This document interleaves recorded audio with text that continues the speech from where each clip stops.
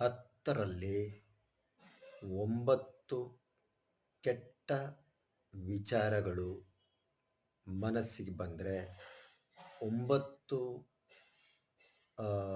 ಕೆಟ್ಟ ವಿಚಾರಗಳನ್ನು ರಿಜೆಕ್ಟ್ ಮಾಡಬೇಕು. ಒಂದು ಒಳ್ಳೆ ವಿಚಾರನ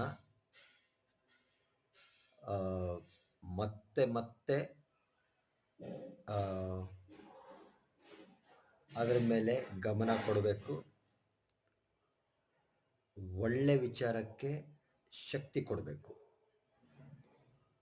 ಕೆಟ್ಟ ವಿಚಾರಗಳಿಗೆ ಯಾವ ಒಂದು ಮುಲಾಜಿಲ್ಲದೆ ರಿಜೆಕ್ಟ್ ಮಾಡಬೇಕು.